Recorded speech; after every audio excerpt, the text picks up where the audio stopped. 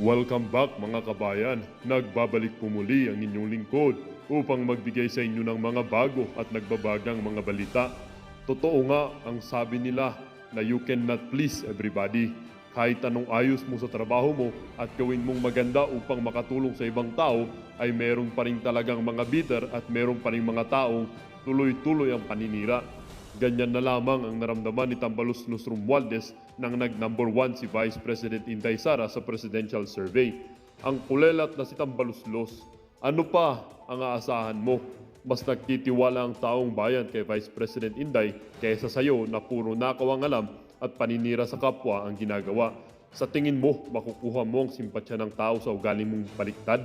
Ayusin mo lang ang trabaho mong nang sa ganoon ay baka tumaas na rin ang rating mo. Malay mo. Pero wag umasa ha. Baka mamaya dahil sa buong umaasa ka, ay masaktan ka at maging bitter ka. Be a good sport ng baluslos. Para sa buong impormasyon, panoorin ang buong video. At kung bago ka pa lamang sa aking channel, huwag kakalimutang mag-subscribe, pindutin ang notification bell at piliin ang all upang laging maging updated sa mga bago at nagbabagang mga balita. Ang isyong ito ay naging usap-usapin din sa social media. Nung isang netizen na nagsabi, "Salamat Vice President Sara, ikaw ang naging DepEd Secretary. Kampante kaming mga magulang, alam namin na sa iyo malasakit at pagmamahal sa bayan. Kabataan at magulang, hindi kami nagkamali sa pagpili sa iyo bilang isang VP President ng Pilipinas. Dahil sa iyo, alam namin ang mga mag-aaral nasa mabuting kamay. Nandito lang kami sa suporta, walang bitawan hanggang dulo." At sabi din naman ng isang netizen, "The recent People's Initiative is unconstitutional so COMELEC must dismiss it. A People's Initiative can only amend the Constitution but cannot revise it.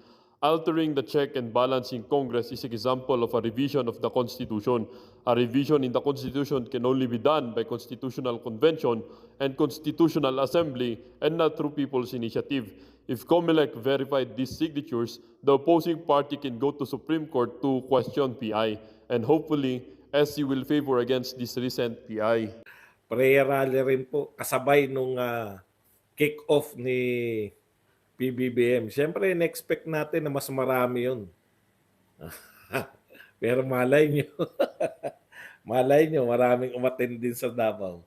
Yan po mga pag-uayan na ano na pala natin. Okay. Ito po, may picture po dito na parang sweet na sweet si Pangulong Marcos tsaka kay BP Sara. Alam nyo, minsan mabubwisit ka rito sa mga, ano no, dito muna tayo.